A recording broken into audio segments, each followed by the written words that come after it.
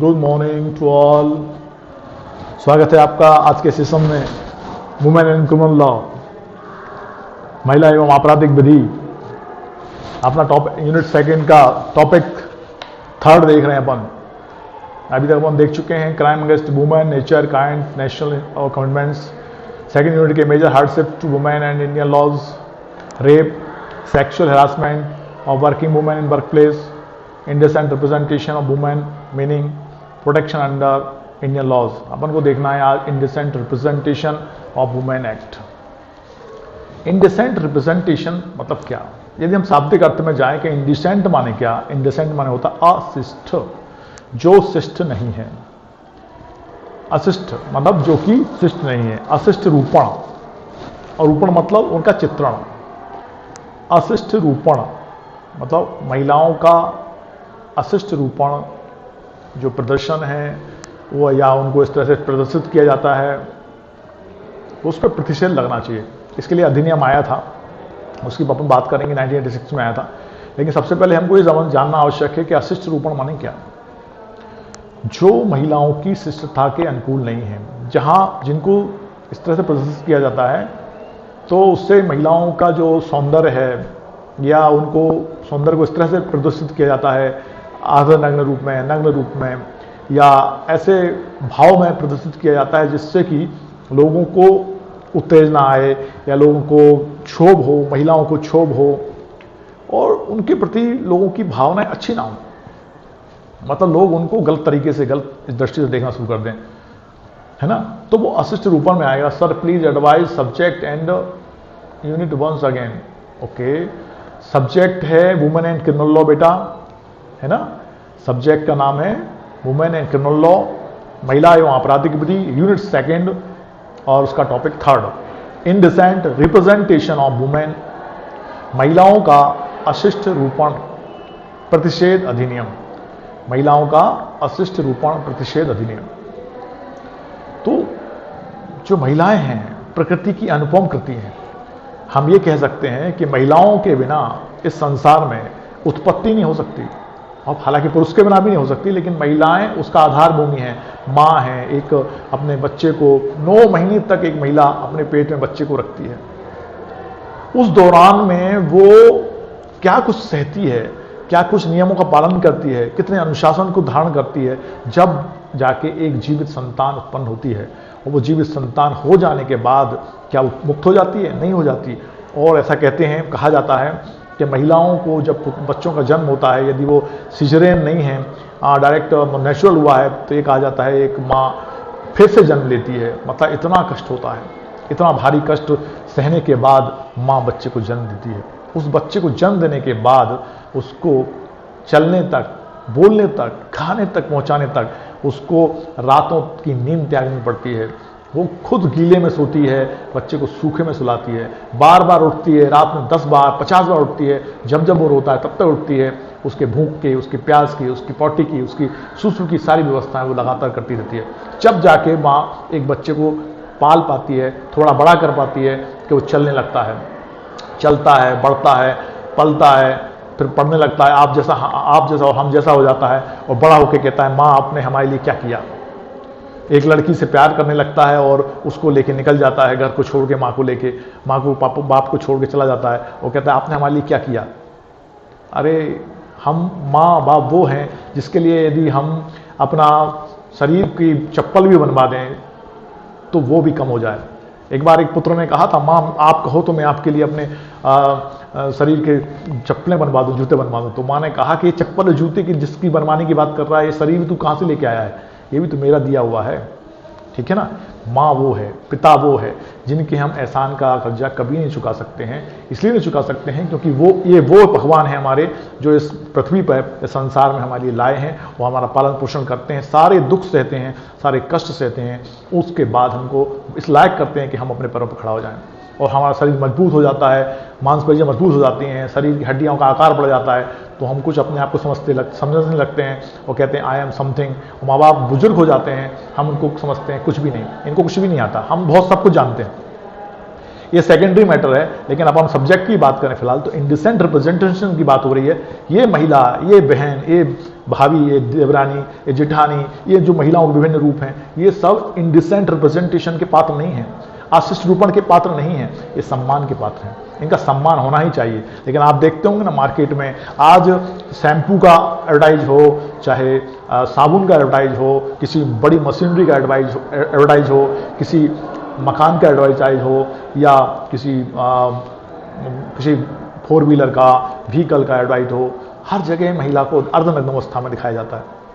Cigarette का advertise हो तो महिला को दिखा रहे हैं, शैम्पू का एडवर्टाइज है तो महिला को दिखा रहे हैं, किसी बड़े विज्ञापन में है तो महिला दिखा, हर जगह महिला दिखा रहे होते हैं। और वो अशिष्ट रूप तरीके से दिखाएं, इसकी साबुन का एड हो रहा है तो वो अर्धनग्न अवस्था में नहा रही है, तो ये उसका रूपण कैसा अशिष्ट है, जो उसके सम्मान को गिराता है, बढ़ाता नहीं है। तो उस पर रोक लगना चाहिए, ये इंपॉर्टेंट थिंग है। और आपने देखा होगा पहले सिनेमेटोग्राफी एक्ट लाया गया 1952 में, उसके बाद से जो महिलाओं का अशिष्ट रूपण होता था ना, जो जगह जगह आपको अर्धनग्न अवस्था में भद्दे चित्र मूवीज के, सीक्रेट मूवीज के जगह जगह डीपी पे लगे दिखाई देते, तो उन पर रोक लगाई गई ताकि महिलाओं के प्रति सम्मान हमारा घटे नहीं, बढ़े। इसके अलावा सौंदर्य प्रतियोगिताएं होती हैं, मिस वर्ल्ड है, मिस ब्यूटी है, फलाने मिस ब्यूटी है, इंदौर मिस ब्यूटी है, इसके अलावा मिस वर्ल्ड है या मिस यूनिवर्स है।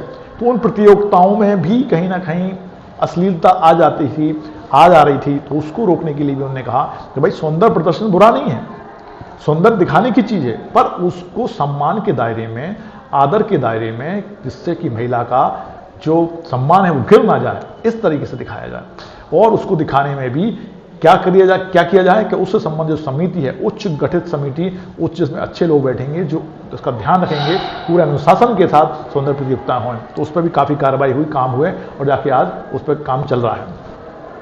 तो अब 20वीं शताब्दी के उत्तरार्ध में एक सिलसिला चल पड़ा, जो हमने कहा था सौंदर्य प्रतियोगिताओं का, जो सौंदर्य के नाम पर खुलेआम मंच पर नारियों को अर्धनग्न अवस्था में प्रस्तुत किया जाता है। उनको अभद्र, अश्लील रूप में जनसाधारण के समक्ष पेश किया जाता है। महिलाओं की सौंदर्य प्रतियोगिताएं न्यायालय में चुनौती का विषय बन चुकी हैं। और इससे संबंधित एक केस था जिसका नाम आप लिख लेंगे, मैं इस पर लिख दूंगा बाद में, वो है चंद्रा राजकुमारी बनाम commissioner of police Hyderabad. Chandra Rajkumari बनाम commissioner of police Hyderabad, AIR 1998, Andhra Pradesh 302 में एक मामला आया था, जिसमें चंद्रा राजकुमारी द्वारा कमिश्नर ऑफ पुलिस हैदराबाद पर मामला लाया गया था, है ना। तो 1998 का प्रसिद्ध मामला है, जो इन सौंदर्य प्रतियोगिताओं पर आधारित था। इन सब के पश्चात भी आज महिलाओं का अशिष्ट रूपण व्यापक तौर पर किया जा रहा है। उसी के निवारण के लिए संसद में 1986 में महिलाओं का अशिष्ट रूपण निषेध अधिनियम, जिसको हम कहते हैं इंडिसेंट रिप्रेजेंटेशन प्रोविजन एक्ट 1986 लाया गया। ठीक है, तो ये इंपॉर्टेंट थिंग थी। अब इसमें सबसे पहले परिभाषाएं आती हैं। इस एक्ट को हम थोड़ा सा देखेंगे, इसका मोटा मोटा रूप मैं आपको बता दूंगा, जो आपको तैयार करना है एक क्वेश्चन के हिसाब से, कि क्वेश्चन एग्जाम में आता है यदि, कि महिलाओं के अशिष्ट रूपण से आप क्या समझते हैं, उसमें अशिष्ट का मतलब क्या है, उसके लिए क्या क्या प्रावधान है और क्या संरक्षण उपलब्ध हैं, और किसको हम अशिष्ट रूपण कहेंगे, वो सब उसमें दिया गया है, और उसको कैसे कार्रवाई की जाती है। तो उस संबंधित एक्ट आपको पढ़ना है, जिसमें मैं बता रहा हूँ। इसके अलावा भी मैं पहले ही बता चुका हूँ, अभी फिर बता रहा हूँ, है ना। इसमें एक चीज इंपॉर्टेंट है, जिसमें मैंने कहा अशिष्ट रूपण की यदि हम परिभाषा देखें, अशिष्ट रूपण माने क्या, और प्योर लॉ की लैंग्वेज में बताऊंगा मैं, उसको आप देखेंगे। अभी मैंने बताया था सामान्य भाव, अब मैं लॉ की लैंग्वेज में बताता हूं। जो एक्ट है, एक्ट की सेक्शन 2C में अशिष्ट रूपण की परिभाषा दी गई है। इसके अनुसार महिलाओं के अशिष्ट रूपण से अभिप्राय है किसी स्त्री की आकृति, उसके रूप या शरीर अथवा उसके किसी भाग का इस प्रकार वर्णन या चित्रण करना जिससे उसका चरित्र कलंकित होता है तथा जिससे दुराचार, भ्रष्टाचार या लोक अपदूषण अथवा नैतिकता को हानिकारक होने की संभावना हो।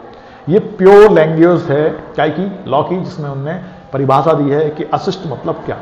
किसी महिला की, स्त्री की आकृति है, उसका रूप है, उसका शरीर है, उसको ऐसे भाग को दिखा रहे हैं, ऐसे दिखा रहे हैं उसको कि उससे किसी क्या वर्णन किया जा रहा है, चित्रण हो रहा है, चरित्र कलंकित है, कलंकित महिला है, तो ये तो ऐसी वैसी महिला है, ये दुराचारी है, मतलब जिसको हम कह सकते हैं बुरी है, भ्रष्टाचार करने में लिप्त है, ये लोक प्रदूषण माने पब्लिक न्यूसेंस संबंधित है, और नैतिकता मतलब मॉरलिटी तो गिरी गई है बिल्कुल।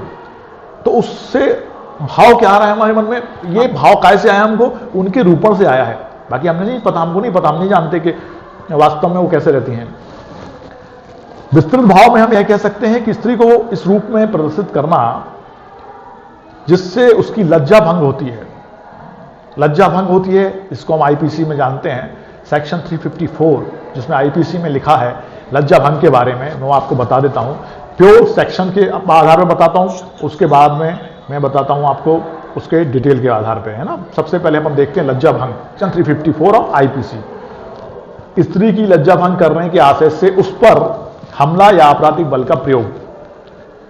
जो कोई किसी स्त्री की लज्जा भंग करने के आशय से यह संभाव जानते हुए कि तद्वारा वह उसकी लज्जा भंग करेगा, उस स्त्री पर हमला करेगा या आपराधिक बल का प्रयोग करेगा, वह दोनों में से किसी भांति कारावास से, जिसकी अवधि 2 वर्ष तक की हो सकेगी, या जुर्माने से, दोनों से दंड किया जाएगा। अब इसमें 2 नए शब्द और आ गए, एक हमला आया और एक आपराधिक बल आया। उसको मैं डिटेल में नहीं बताऊंगा, मैं उसमें सेक्शन बाद में डाल दूंगा। सेक्शन 350 आपराधिक बल के बारे में बात करता है, सेक्शन 351 आपका आपराधिक हमले के बारे में बात करता है। आपराधिक बल वो है जिसमें हमले से पहले की स्थिति, मान लीजिए आपराधिक बल क्या है, हमले से पहले की स्थिति। हमला क्या है उसको ऐसे समझा देता हूं मैं आपको, जैसे कि मैं एक पेंसिल उठा लेता हूं और इस पेंसिल से उठा के ऐसे भाव करता हूं कि मैं आपकी आंख फोड़ दूंगा, ठीक है, मैं आपकी आंख फोड़ दूंगा, और आपको ये लगेगा कि वास्तव में सर आंख फोड़ने ही वाले हैं। क्या करने वाले हैं? फोड़ने ही वाले हैं, मतलब फोड़ देंगे। मैंने सिर्फ भाव किया है और ऐसा एक्ट किया है, ओके। तो क्या लगेगा कि मैं हम आपराधिक बल का प्रयोग करने ही वाला हूं, दैट इज हमला। ये क्या है? हमला है, इसको असॉल्ट कहते हैं, ठीक है। अब ये मैं आपको टच भी कर दूं, मैंने कहा मैं इसको मार दूंगा, आंख फोड़ दूंगा, और मैं इसको टच भी कर दूं आंख पे या शरीर पे कहीं भी, इसका मतलब है क्रिमिनल फोर्स, आपराधिक बल का प्रयोग हो गया। क्या हो गया? आपराधिक बल का प्रयोग हो गया।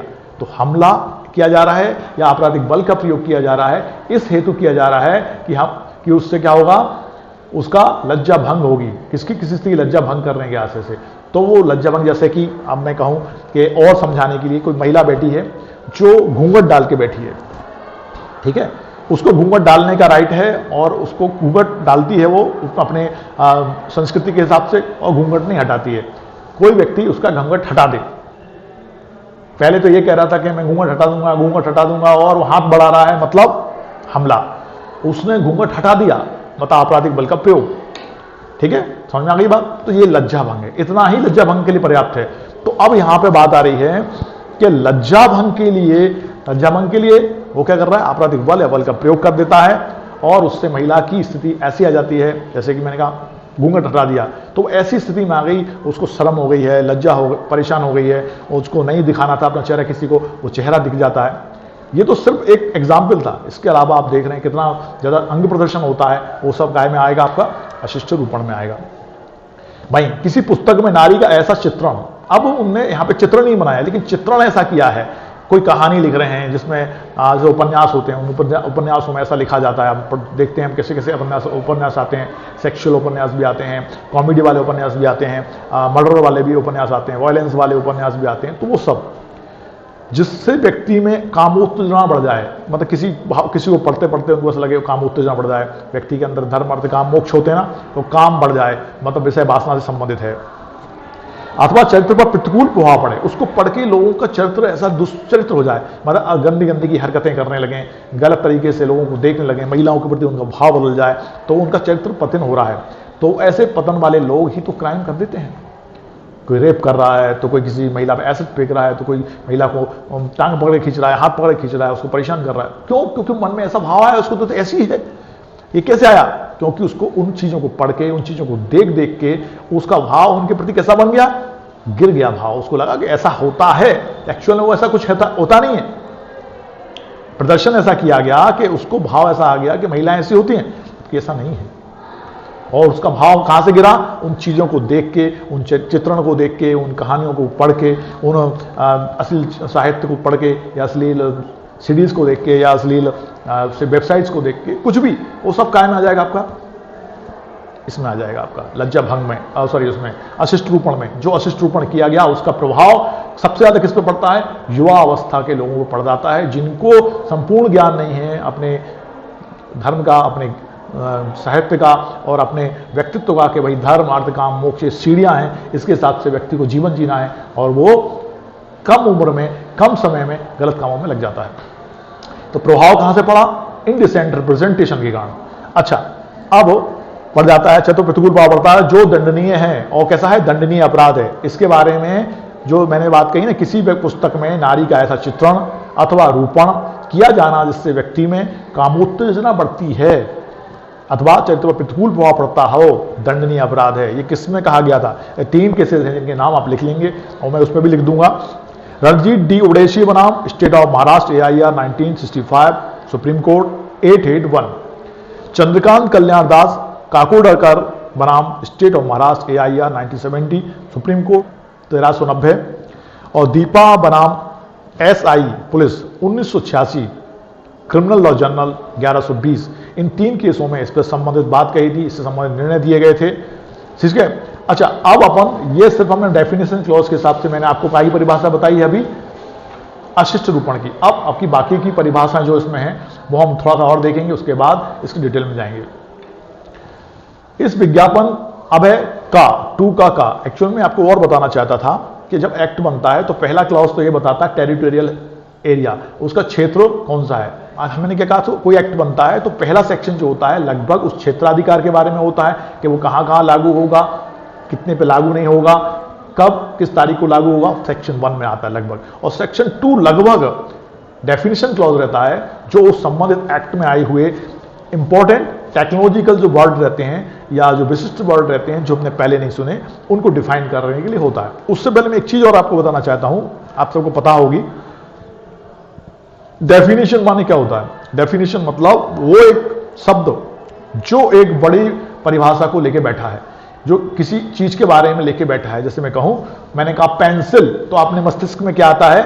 एक ग्रेफाइट की रॉड जिसके ऊपर ये चढ़ा हुआ है और जिसके माध्यम से हम पेंसिल कहते हैं। मैंने कहा मोबाइल, आपके दिमाग में मोबाइल आ जाता है, उसके बारे में कितनी चीजें हैं हम बोल सकते हैं, ढेर सारा निबंध लिख सकते हैं। डेफिनेशन क्या होता है? एक शब्द जिसमें किसी बड़ी चीज को छुपाया गया है। अब यहां पे विज्ञापन शब्द है। विज्ञापन, विज्ञापन हम क्या समझते हैं? एडवर्टाइजमेंट। एडवर्टाइजमेंट में हम समझते हैं क्या है? किसी भी चीज का एडवर्टाइजमेंट होता है जो किसी शब्द विशेष, व्यक्ति विशेष, वस्तु विशेष, संपत्ति विशेष के बारे में बताता है, उसका एडवर्टाइजमेंट। और उस एडवर्टाइजमेंट के आधार पर हम समझते हैं कि ये चीज अच्छी है या बुरी। आप देखते होंगे ऐड देखते हैं, तो हम कहाँ ऐड नहीं देखते बताइए? आजकल हम मार्केट में भी ऐड देखते हैं, हम टीवी पे ऐड देखते हैं, मूवीज में भी ऐड देखते हैं, आगे पीछे ऐड चलते हैं कि नहीं? बीच बीच में जब इंटरवल होता है तब भी ऐड चलते हैं, मतलब उस संबंधित चीज के बारे में ऐड आ रहे होते हैं। ठीक है। अब विज्ञापन के अंतर्गत कोई सूचना पत्र है, भाई विज्ञापन आया, कोई सूचना आई, उसमें परिपत्र आ गया, कुछ लिखी हुई बात आ गई, कुछ लेबल आए हैं जो दिखा रहे हैं कि भाई क्या रैपर है या अन्य कोई दस्तावेज हैं, अथवा ध्वनि है, धुएं हैं या गैस के माध्यम से किया गया कोई दृश्य रूपण अभिप्रेत है, जिसमें हम देखते हैं ना वो धुआं हो जाता है और एक व्यक्ति सिगरेट पी रहा है, नीचे लिखा रहता है smoking injurious to the health, लिखा रहता है ना। इसके अलावा तंबाकू के ऐड आते हैं। अब मान लो मूवीज में नीचे ऐड चलता रहता है, कोई व्यक्ति, कोई हीरो या हीरोइन सिगरेट या धुआं या वाइन ले रहे होते हैं तो नीचे लिखा रहता है ये इंजूरियस टू हेल्थ है। और कोई भी जो कलाकार है इस उत्पादक का क्या नहीं है, समर्थन नहीं करता, ये तो सिर्फ आवश्यकता थी उस माध्यम की, इसलिए ऐसा दिखाया गया है। ऐसा उसको करना पड़ता है, ऐसा कंपल्सरी कर दिया गया, नहीं तो वो काय में आ जाएगा, पनिशेबल हो जाएगा, पनिशमेंट के अंतर्गत आ जाएगा। ठीक है। तो अब विज्ञापन में ये सब विज्ञापन आ गए। दूसरा इसमें एग्जाम्पल दिया है वितरण। वितरण के अंतर्गत नमूने के रूप में वितरण चाहे मुक्त हो या अन्यथा शामिल होगा। और कोई व्यक्ति बांटते हैं ना चीज़ों को, भाई ये चीज़ आप ले लो, तो वो वितरण भी यदि आएगा नमूने के रूप में चाहा गया है, मुक्त हो अन्यथा बेचा गया हो तो वितरण में आ गया है। महिला का शिशुपण मैंने अभी आपको समझाया।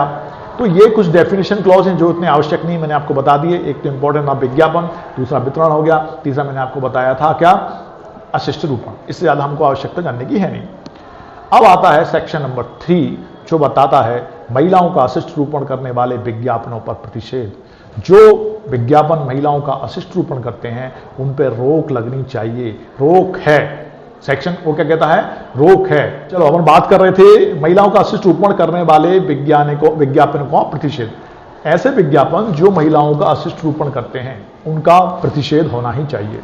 ऐसे विज्ञापन जो महिलाओं का अशिष्ट रूपण करते हैं, ये वो नहीं है क्या कहते हैं उसको, सलाह नहीं है, एडवाइस नहीं है, इट इज मैंडेटरी, प्रावधान है। किसके अंतर्गत, महिलाओं के अशिष्ट रूपण प्रतिषेध अधिनियम के अंतर्गत। सेक्शन 3 क्या कहता है, कोई व्यक्ति किसी ऐसे विज्ञापन का प्रकाशन ना तो करेगा ना ही कराएगा, अथवा ऐसे किसी प्रकाशन या प्रदर्शन की व्यवस्था नहीं करेगा या उसमें भाग नहीं लेगा जिसमें किसी भी प्रकार से महिलाओं का अशिष्ट रूपण अंतर्विष्ट हो। क्या क्या, ना तो प्रकाशन करेगा, ना करवाएगा, ना प्रकाशन का प्रदर्शन करवाएगा, ना उसकी व्यवस्था करेगा, ना उसमें भाग लेगा जिसमें किसी प्रकार से महिलाओं का अशिष्ट रूपण होता है। ये सारा का सारा कैसे कर दिया उन्होंने, प्रतिषेध कर दिया। किसके अंतर्गत कर दिया उन्होंने, ये प्रतिषेध एक्ट के अंतर्गत कर दिया, सेक्शन 3।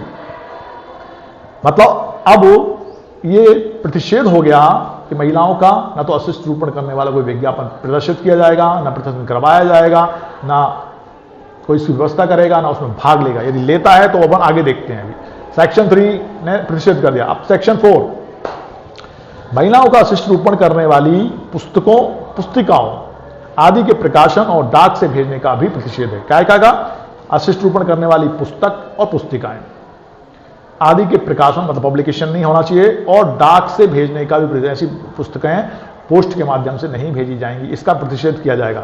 इसमें सेक्शन बड़ा है, इसके बारे में बहुत डिटेल में मैं नहीं जा रहा, आपको इतना दूर से ही समझा देता हूं कि इस तरह के सारे पुस्तक पुस्तिकाएं और प्रकाशन डाक से भेजने का प्रतिषेध किया जाता है। पर इसमें एक प्रोविजो क्लॉज लगाया गया कि कौन सी चीजें अशिष्ट रूपण में नहीं आएंगी, वो इंपॉर्टेंट है। भाई सब कुछ अशिष्ट रूपण में आ जाएगा, ये संभव नहीं है। क्या अशिष्ट रूपण में नहीं आएगा, तुमने कहा किसी मूर्ति का या उत्कीर्ण किया गया चित्र अन्यथा कोई रूपण हो, मान लो प्राचीन संस्मारक तथा पुरातत्वीय स्थल अवशेष अधिनियम है, जैसे हम कहें खजुराहो है, खजुराहो में मूर्तियां हैं, अर्धनग्न अवस्था में हैं, तो वो क्या होगी, हमारी सांस्कृतिक धरोहर है, हमारा पुरातत्वीय स्थल है, और उसको वहां पे इस टाइप से सजोया गया है, इसलिए वो उसके अंतर्गत नहीं आएगा। ठीक है, लेकिन उनका प्रदर्शन किसी अन्य जगह पे गलत तरीके से किया जाए तो वहां पे वो रिस्ट्रिक्टेड हो जाएगा। इसके अलावा पता पड़ा आपकी विज्ञान है, साइंस है, साइंस समझाने के लिए कोई टीचर पढ़ा रहा है, या साइंस की कोई चीज है, या मेडिकल साइंस में कोई चीज दिखाई जा रही है, समझाई जा रही है, शरीर को दिखाया गया महिला को या पुरुष के शरीर को दिखाया जा रहा है, और उसको अंग प्रत्यंग के बारे में उनको जानना आवश्यक है, वहां चित्रण भी आवश्यक है, वहां साहित्य भी आवश्यक है उससे संबंधित, या कोई कला है उससे संबंधित कोई साहित्य है, तो वहां इसका प्रयोग कैसा नहीं है, अशिष्ट नहीं है, क्योंकि अशिष्ट भाव में उसका प्रयोग नहीं किया गया। इंपॉर्टेंट थिंग क्या है, भाव, मतलब जो भाव है आपका वो इंपॉर्टेंट है। तो यहां भाव क्या है, उसका उद्देश्य है उसके बारे में जानकारी देना, उससे संबंधित विज्ञापन, मतलब स्टूडेंट्स को पढ़ाना, उन स्टूडेंट्स को उस शरीर के बारे में जानकारी होनी चाहिए, तब जाके वो जानकारी करके उसमें होने वाले रोगों के बारे में जानकारी कर पाएंगे, उनको समाधान कर पाएंगे। तो वो आवश्यक है, इसलिए वहां पर वो कैसा नहीं है, अशिष्ट नहीं है। ठीक, कोई फिल्म है जिस पर सिनेमेटोग्राफ अधिनियम 1952 के भाग 2 के उपबंध लागू होते हैं, है ना, सिनेमेटोग्राफ में उपबंधों लागू हो रहे हैं, और जहां पे उपबंध लागू नहीं हो रहे हैं उनके आधार पे मूल्यांकन किया जाएगा कि क्या दिखाने लायक है, क्या दिखाने लायक नहीं है।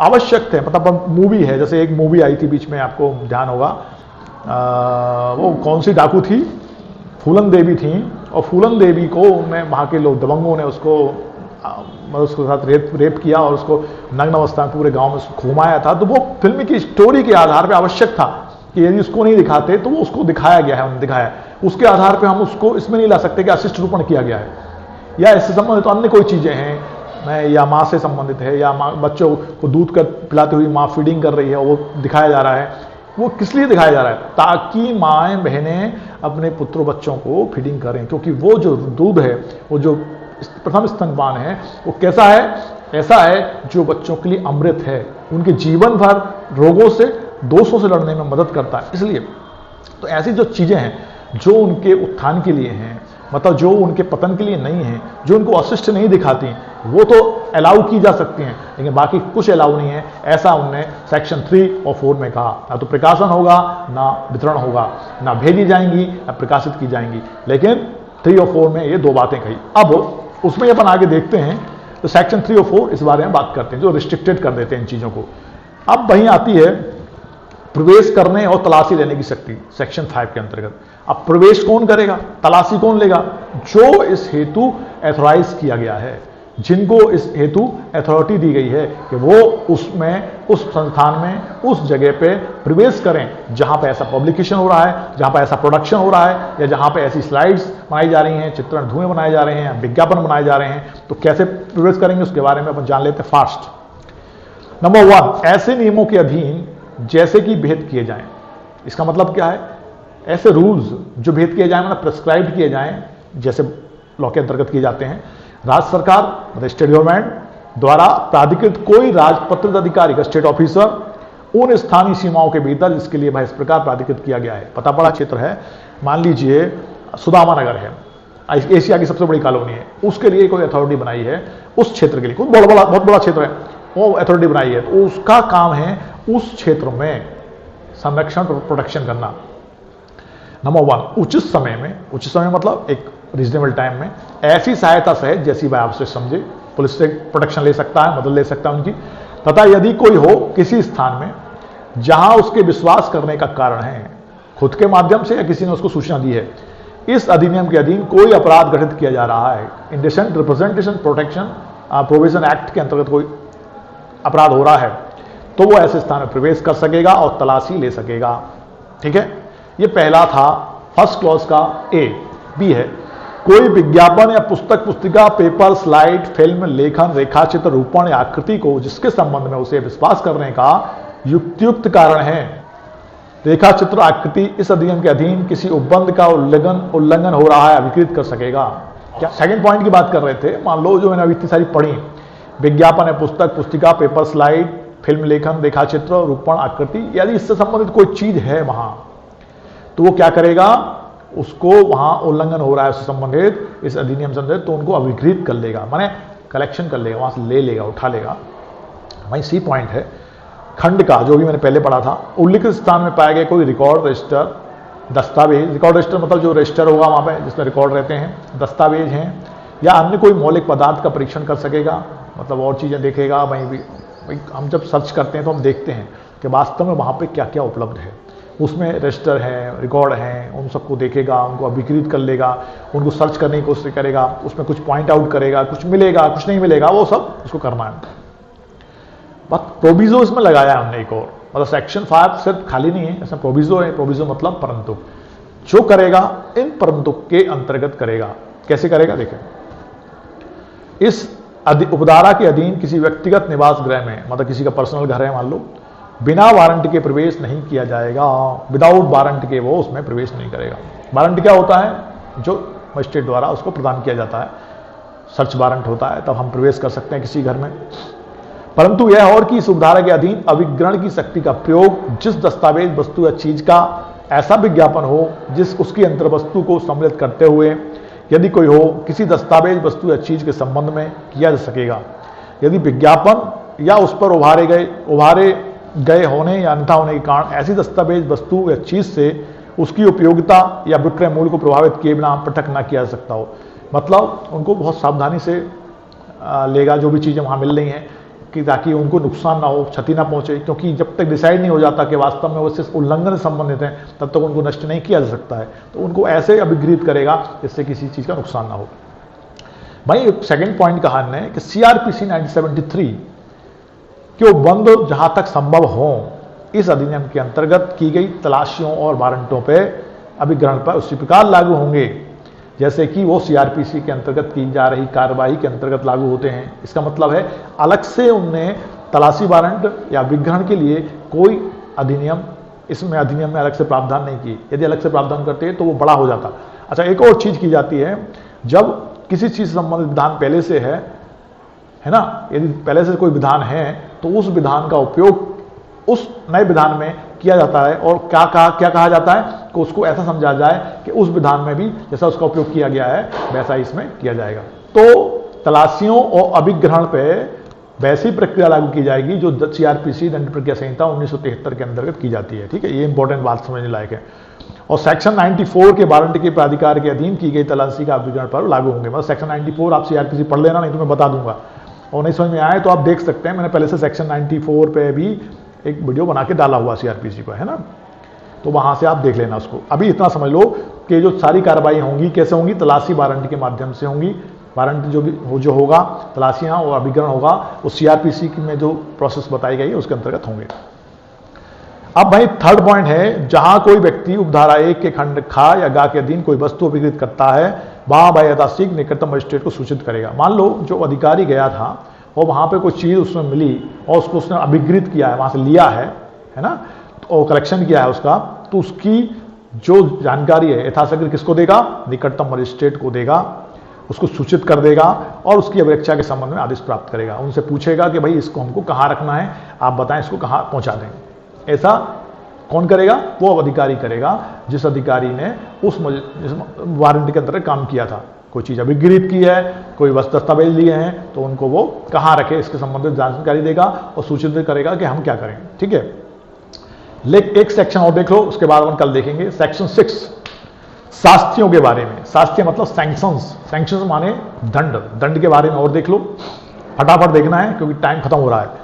कोई व्यक्ति जो धारा 3, मैंने क्या बताया, धारा 3 में क्या था, प्रकाशन नहीं करेगा, संग्रहित नहीं करेगा, डाक से नहीं भेजेगा। 4 में क्या था उनका, 4 में था महिलाओं का शिष्ट रूपण करने वाली पुस्तक पुस्तिकाओं आदि के प्रकाशन और डाक से भेजने का प्रतिषेध था, है ना।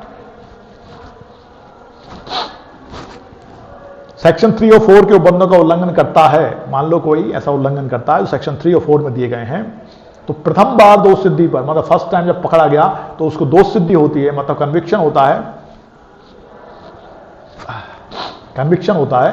अच्छा, उससे पहले कल बताऊंगा मैं कन्विक्शन होता कैसे, है ना। अभी फिलहाल समझ लो कन्विक्शन हुआ है, दोष सिद्धि हुई है, पर किसी व्यक्ति के कारावास से जिसकी अवधि 2 वर्ष तक की हो सकेगी और जुर्माना जो 2000 रुपए तक का हो सकेगा दंडित किया जाएगा। मतलब 2 वर्ष तक, मतलब 1 दिन से लेकर 2 वर्ष तक का कारावास हो सकता है। अच्छा, दंड 1 रुपये से लेकर 2000 रुपए तक का हो सकता है प्रथम दोष सिद्धि पे, है ना। फर्स्ट टाइम एक दोष सिद्धि करता है तो दोनों हो सकते हैं, या वो और मतलब दोष सिद्धि हो जाएगी और फाइन भी लग जाएगा, 2000 रुपए तक का और 2 वर्ष तक का कारावास हो सकता है। यदि द्वितीय दोष सिद्धि करता है, दूसरी बार फिर वही अपराध करता है या उसके बाद और भी अपराध करता है, तो हर दूसरी बार में जो अपराध करेगा तो उसका जो दंड है मिनिमम 6 मंथ, 6 महीने तो होगा ही, बढ़ के 5 वर्ष तक का हो सकता है कारावास। जुर्माना कम से कम 10,000 रुपये तो होगा ही, बढ़ के 1 लाख रुपए तक हो सकता है यदि वो ऐसा गलती करता हुआ दोबारा से पकड़ा जाता है। तो ठीक है, तो आज के सेशन में हमने क्या देखा, इंडिसेंट रिप्रेजेंटेशन एक्ट क्या है, उसके बारे, उसको क्यों बनाया गया 1986 में, उसकी आवश्यकता क्या, अशिष्ट रूपण क्या होता है वो देखा हमने, वितरण क्या होता है, विज्ञापन क्या होता है, सेक्शन 3, 4 देखे हमने, और सेक्शन 5 देखा हमने कि कैसे तलाशी वारंट जारी होगा, सेक्शन 6 देखा हमने कि सैंक्शंस दंड की व्यवस्था क्या है। तो अशिष्ट रूपण जो अधिनियम है हमारे कोर्स के अंतर्गत, वो है महिलाओं का अशिष्ट रूपण प्रतिषेध अधिनियम, जिसको कहते हैं indecent representation women provision act 1986। इसके आगे अपन कल देखेंगे सेक्शन 7, 8, 9 और 10। उसके बाद हमारा ये एक्ट खत्म हो जाएगा और उस पर हम क्वेश्चन तैयार कर सकते हैं। ठीक है, तो मिलते हैं अपन कल।